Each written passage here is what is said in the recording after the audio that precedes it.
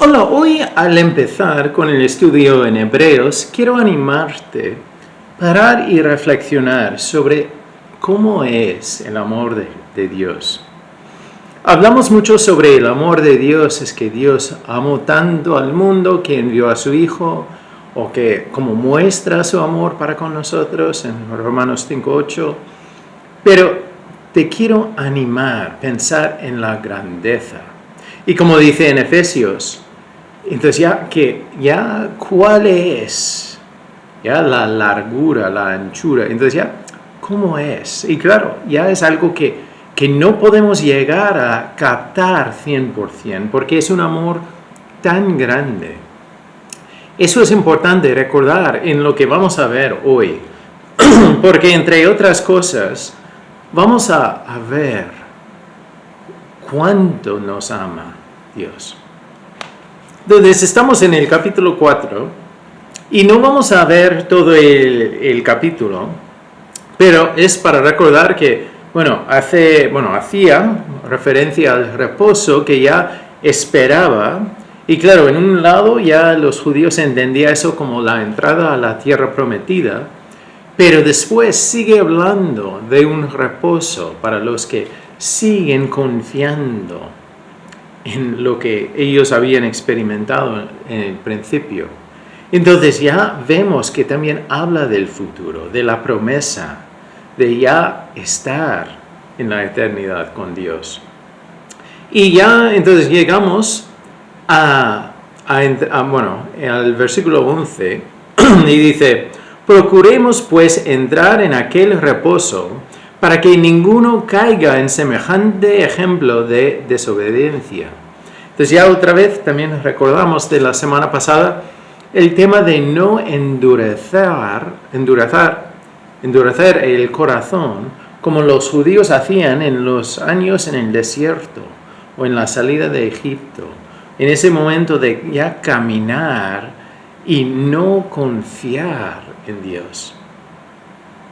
Entonces allí el tema es, entonces ya, ¿cómo llegas a ese punto? Porque claro, no es que los judíos de repente se levantaron por la mañana y decidieron que ya iban a rechazar a Dios. Hoy en día tampoco llegamos a un punto cuando ya de repente vemos que estamos lejos de Dios o que ya no estamos siguiendo los caminos de Dios. Entonces es una colección de miles de decisiones, o miles de acciones, o miles de conceptos que dejamos quedar aquí. Y muchas veces entonces ya no son semillas que vienen de Dios, no son consejos sabios de Dios. Pero es curioso porque lo que ellos hicieron, ya en ese momento de tener ya el corazón duro hacia Dios, es lo que ellos hicieron y lo que nosotros también hacemos hoy, que ya nos va guiando en ese camino de hacer duro a nuestros corazones, es justificar lo que hacemos. Somos expertos en eso.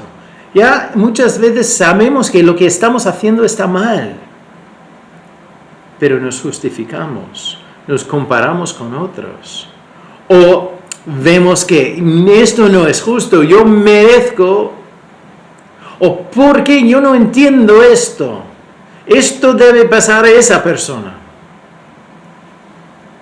y justificamos lo que hacemos.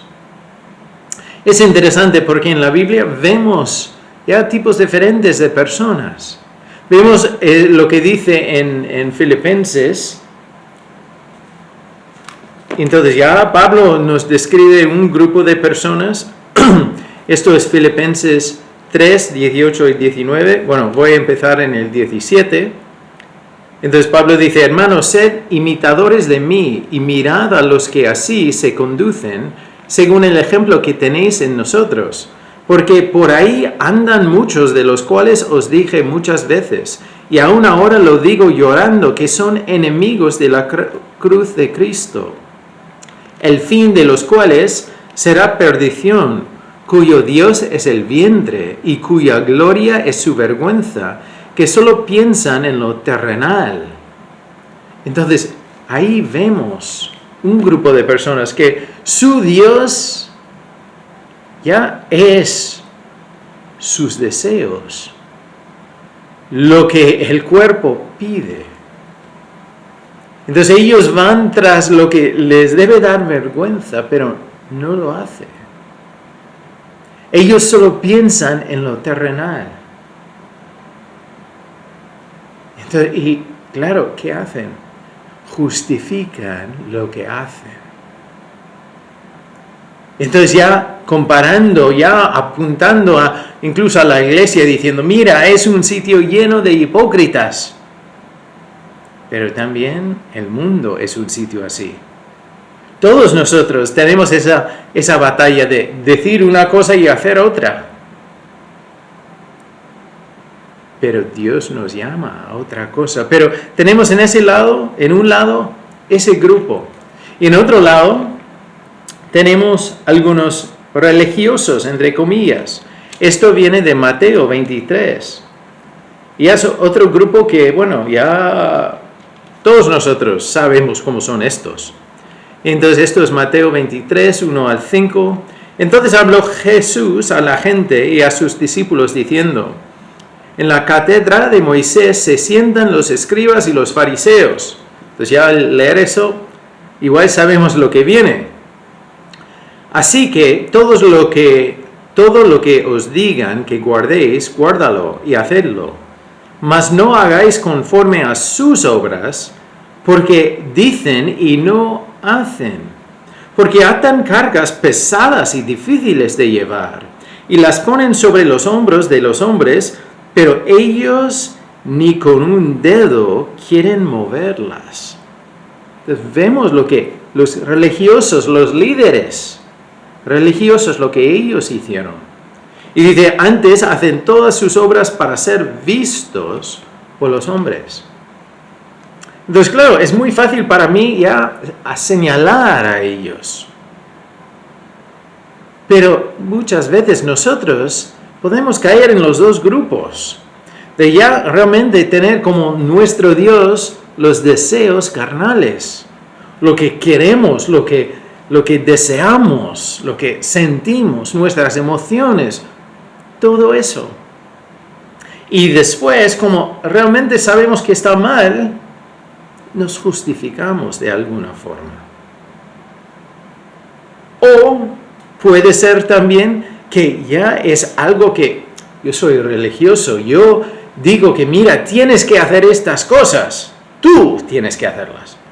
Aunque yo no las hago. Bueno, pero tú sí tienes que hacerlas. Pero cuando la gente me mira, claro, yo hago todo. Y después, si alguien dice, mira, Dan, mira cómo estás viviendo, tú eres un hipócrita. Empieza a justificar lo que hago. A veces es ya manipular la palabra o compararme con otros. O a veces también puede ser incluso enfadarme con Dios. O señalar un momento en el pasado cuando Dios me falló, entre comillas, digo eso. Cuando yo veo que Dios no hizo lo que yo pensaba que debía de hacer. Entonces vivo con ese enfado y me da igual lo que hago porque mira lo que me hizo Dios. Pero realmente no puedo justificar mis acciones usando otro caso. Ni comparándome con otros, ni diciendo que mira, soy mejor que esa persona, que ellos no han sufrido como yo, que yo intento vivir bien. No puedo hacer eso. Porque eso realmente es un camino que empezamos y nos va a conducir a un momento que ya tengamos el corazón duro hacia Dios. Porque claro, ese camino no trae la bendición, no trae satisfacción, no trae los regalos y las bendiciones de Dios. Y así nos encerramos más. Por eso, como he dicho al principio y vamos a ver, tenemos que volver a reconocer el amor de Dios. Pero primero vamos a ver este caso. Entonces, otra vez en Hebreos, después de leer el 11, entonces ya hablando del ejemplo de desobediencia de los judíos, dice, porque la palabra de Dios es viva y eficaz, y más cortante que toda espada de dos filos, y penetra hasta partir el alma y el espíritu, las coyunturas y los tuétanos, y discierne los pensamientos y las intenciones del corazón. No hay cosa creada que no sea manifiesta en su presencia. Antes bien, todas las cosas están desnudas y abiertas a los ojos de aquel a quien tenemos que dar cuenta. Mira, es importante ver lo que dice aquí y no sacarlo del contexto, de lo que hemos visto y de lo que veremos. Porque aquí esto no es una amenaza, es una realidad. Que Dios ve y ya sabe todo lo que hacemos, todo lo que pensamos y sabe el por qué. Aunque intentamos justificarnos, aunque pretendemos que estamos siguiendo fiel, aunque mostramos al mundo que somos perfectos o somos gente entre comillas buena, Dios sabe la realidad. Y a pesar de esa realidad, de que somos personas rotas, personas con necesidades, personas con dolor, personas con cicatrices del pasado, a pesar de todo eso que Dios sabe, nos ama y camina con nosotros y está ahí, como veremos en un momento. Pero es curioso porque cuando nosotros vivimos una vida enfadado contra Dios o comparándonos con los otros, es curioso porque muchas veces realmente no leemos la palabra de Dios. Porque mira, es una palabra viva y eficaz. O si no, igual leemos la palabra y venimos delante de ella pensando en otras personas. O es que yo no puedo esperar hasta que yo pueda enseñar esto a esa persona que es una pecadora. Eso no es usar la palabra bien. Eso no es tener un momento de comunión con Dios. Entonces debemos leerla y vemos que Él lo usará como una linterna para revelar el mal que tenemos, los problemas que tenemos, las debilidades, las cosas que tenemos que cambiar y las cosas que Él también quiere sanar del pasado.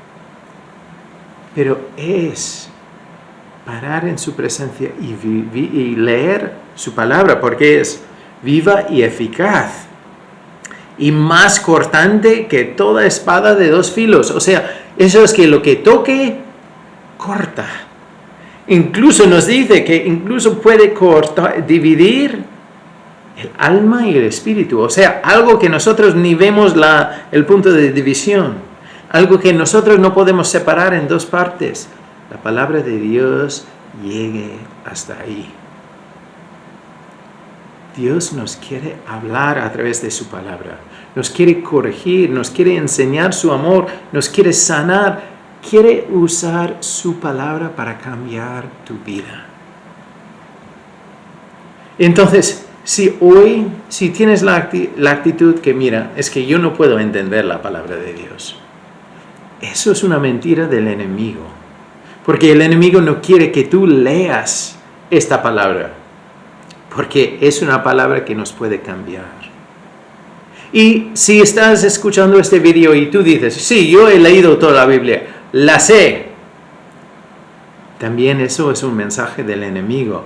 Porque él sabe que es una palabra viva.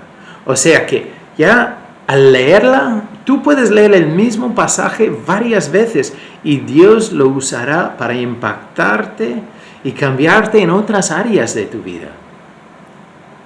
Entonces, Él siempre nos enseña primero para aplicarlo a nuestras vidas, para que nosotros tengamos una oportunidad de obedecerle a Él, o sea, poniendo en práctica su palabra. Eso es antes de enseñarla con nadie. Primero se aplica a uno mismo. Pero vemos que también que tendremos que dar cuentas a Dios. Pero entonces ya a quien tenemos que dar cuenta, Él ya sabe todo. Y nos invita a venir a Él y confesar el mal que hemos hecho. O venir a Él, aunque somos cansados, y ya recibir su yugo, que es ligero. O ya venir al gran médico y Él nos sana del dolor del pasado. Es muy interesante leer a través de los salmos de David, porque muchas veces David empieza un salmo quejándose a Dios, diciendo: Dios, ¿dónde estás? ¿Por qué has hecho esto? ¿Por qué?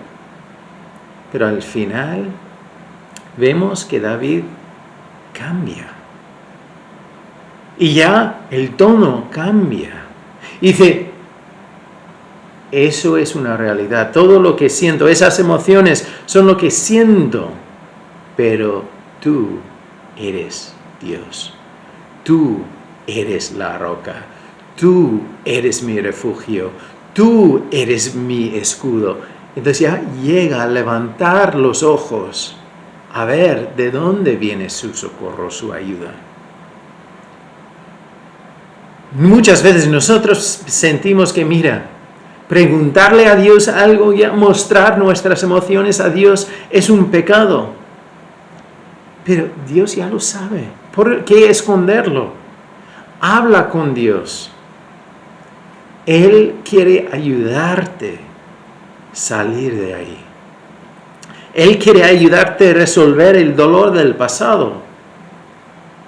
O por lo menos llegar a un punto de, igual no entiendes una injusticia del pasado, pero volver a encontrar descanso y sanación en su abrazo. Incluso entonces, después de leer todo eso, llegamos al versículo 14 y dice: por tanto, reconocer que ya todo eso es verdad y que tenemos una palabra poderosa, que Dios la usa y que tendremos que dar cuenta a Él, pero Él ya sabe todo.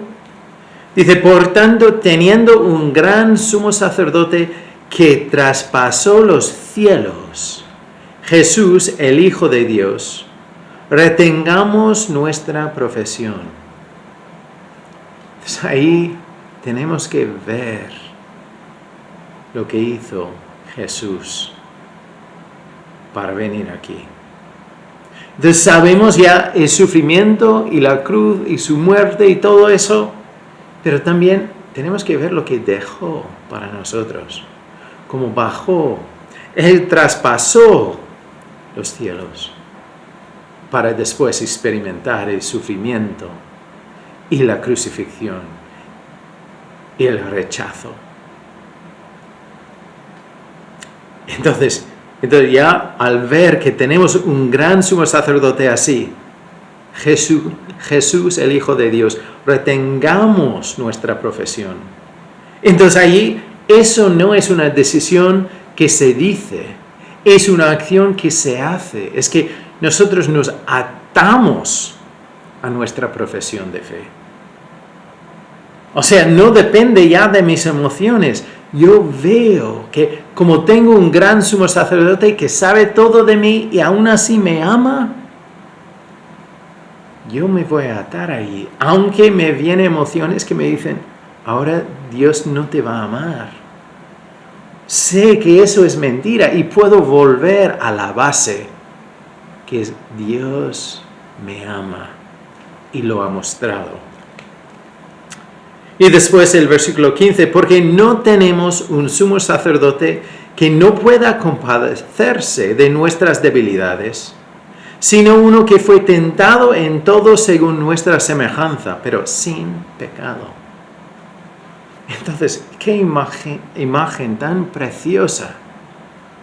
Que Él nos entienda, pero aún así la palabra compadecerse, esa palabra quiere decir que viene de sufrir con, que Él sufre con nosotros. Entonces no es simplemente que ha visto o que ha sentido un poco, es que Él ha sufrido en cada contexto con nosotros. Los mismos sitios donde nosotros podemos sufrir, Él ya ha sufrido y camina con nosotros en todo. Pero Él está ahí. Entonces ya entiende nuestras debilidades, entiende las emociones, entiende lo que se siente. Hay un pasaje, viene de Isaías, habla del Mesías y es Isaías 53. Es un capítulo que yo te animo a leer todo el capítulo, pero yo voy a leer desde el versículo 3 hasta el 6. Entonces aquí dice, despreciado y desechado entre los hombres, varón de dolores, experimentado en quebranto, y como que escondimos de él el rostro, fue menospreciado y no lo estimamos. Ciertamente llevó él nuestras enfermedades y sufrió nuestros dolores. Y nosotros le tuvimos por azotado, por herido de Dios y abatido. Mas el herido fue por nuestras rebeliones, molido por nuestros pecados. El castigo de nuestra paz fue sobre él, y por su llaga fuimos nosotros curados. Eso es hasta el versículo 5. Y entonces ya vemos cómo sufrió nuestro Señor. Claro, eso habla de antemano, cómo iba a sufrir. E incluso dice que, mira, nosotros podemos mirarlo y incluso podemos tener una actitud de decir, pero mira cómo Dios el Padre ha tratado a Jesús. Entonces ya, mira, es que Jesús es víctima. Pero vemos que es por nosotros. Realmente es lo que nosotros hemos hecho. Y entonces ya se trata de nuestros pecados que han creado esa necesidad. Y Jesús en Juan 10:18 dice que nadie me quita la vida, sino que yo de mí mismo la pongo. Entonces Jesús se ofreció a sí mismo como sacrificio por nosotros. Él entendía lo que venía y traspasó el cielo para venir y sufrió por nosotros, por nuestros pecados, por nuestras rebeliones, por nuestro castigo.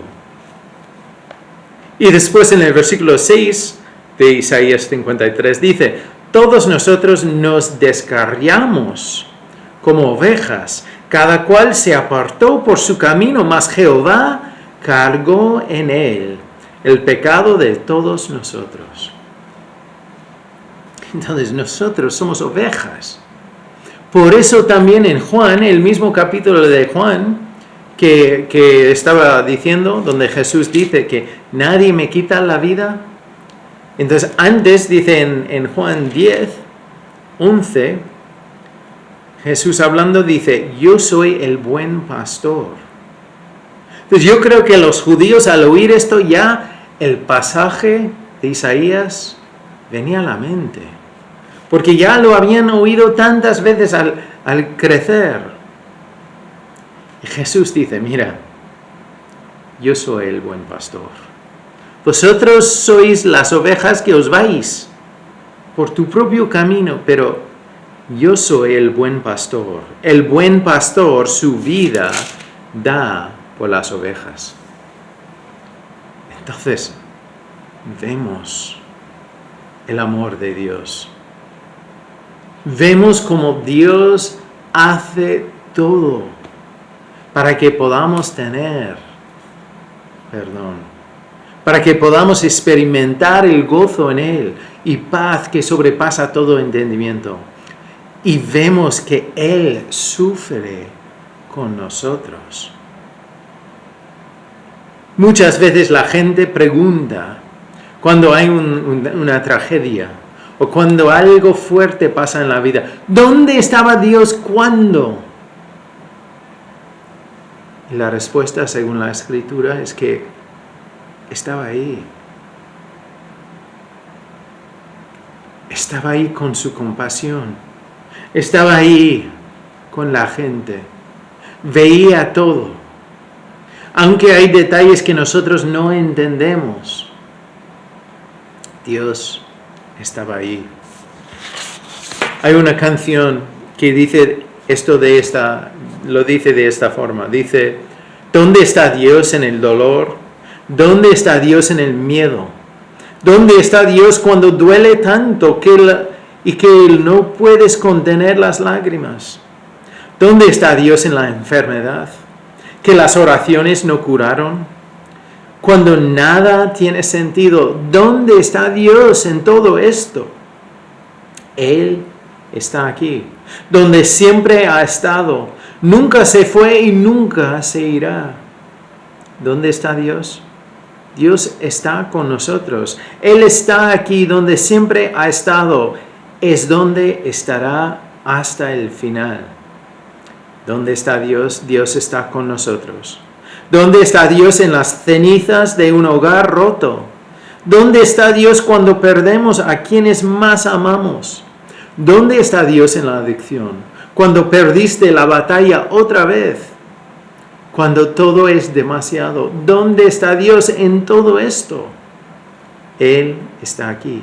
Donde siempre ha estado. Nunca se fue y nunca se irá. ¿Dónde está Dios? Dios está con nosotros. Él está aquí. Donde siempre ha estado. Es donde estará hasta el final.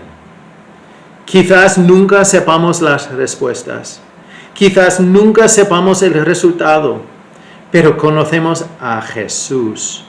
Conocemos a Jesús. Incluso cuando enfrentamos la oscuridad, sabemos que vendrán días mejores. Porque conocemos a Jesús. Y Él está aquí, donde siempre ha estado. Nunca se fue y nunca se irá. ¿Dónde está Dios? Dios está con nosotros. Entonces, ahí tenemos ese recuerdo de que Dios nos entiende.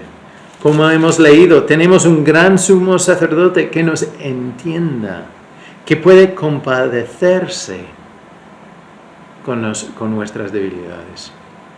Tiene compasión porque ha sufrido con nosotros.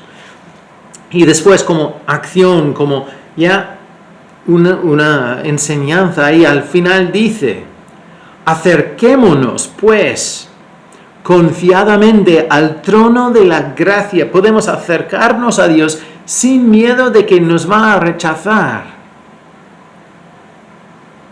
Podemos venir delante de Él a su trono de la gracia, donde Él nos da lo que no merecemos. Nos da su perdón, su amor, su presencia, su futuro. Y podemos acercarnos para alcanzar misericordia. Entonces, misericordia, ya cuando Él no nos da lo que sí merecemos. Castigo, dolor, juicio. Y ahí dice, mira, te lo quito todo eso. Aunque lo mereces, pero por amor y por el sacrificio de Jesús en la cruz, ya soy justo y te puedo quitar eso. Y hallar gracia. Entonces, ya hallar lo que no merecemos. para el oportuno socorro, para tener ayuda en el momento preciso. Porque en esta vida, necesitamos a Dios. Entonces, es un tema que todos nosotros, o bueno, me imagino que viendo este vídeo que tú has sufrido, igual por muchas cosas, pero el sufrimiento es algo que entendemos porque lo vivimos muchas veces. Y no es algo que se puede comparar, porque incluso alguien puede haber pasado por exactamente lo mismo que yo he pasado, pero se vive de otra forma. Pero Dios quiere animarnos a vivirlo con otra perspectiva. Porque sabemos, como dice esa canción, que igual no encontramos respuestas. Igual nos sentimos mejor, pero volvemos a la base. Sabemos que Jesús está aquí con nosotros. Y conocemos a Jesús, a Él quien dio todo por mí. Le conozco. Y conozco que Él es bueno. Aunque mis situaciones ahora mismo no son, Él siempre es bueno y camina conmigo y me va cambiando.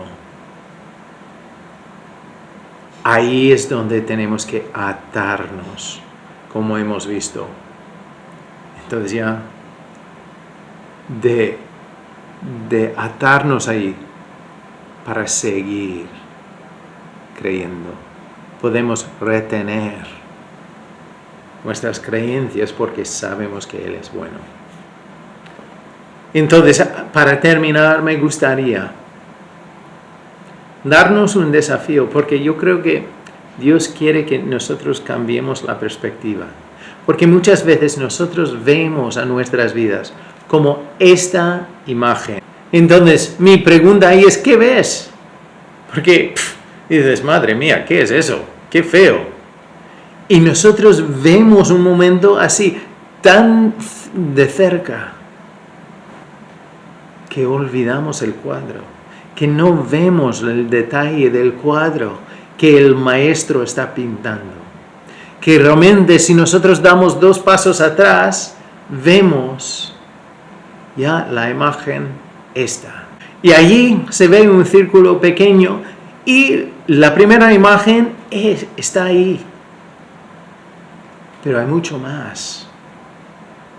Y por eso Dios quiere que recordemos lo que hemos visto aquí. Que Él sabe todo de nosotros y puede responder y nos entiende y sufre con nosotros, camina con nosotros, siempre está ahí. Y dice, mira, Dan, veo que estás cansado. Ven a mí. Veo que no entiendes. Descansa en mí. Porque te quiero dar mi paz. Y te quiero recordar que yo sigo teniendo el control. Aunque hay cosas malas que pasan, yo usaré todo por el bien. Y yo estoy impactando la eternidad con este momento pasajero. Entonces, ¿estás dispuesto o dispuesta o disponible para confiar en Dios incluso en medio de la tormenta?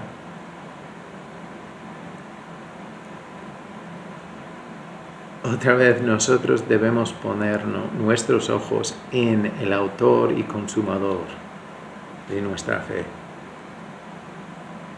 Hoy, si estás en un momento de sufrir y necesitas oración, te quiero animar a enviarnos un mensaje y estaremos orando por ti. Pero también te quiero asegurar que Dios no te ha dejado, que Dios sigue estando ahí. Clámale, muestra tus emociones. Háblale. Él no tiene miedo de tus emociones o de lo que tú guardas en el corazón. Él te dice, sácalo. Te quiero sanar. Te quiero apoyar. Dios está ahí. Y su palabra está aquí en nuestras manos.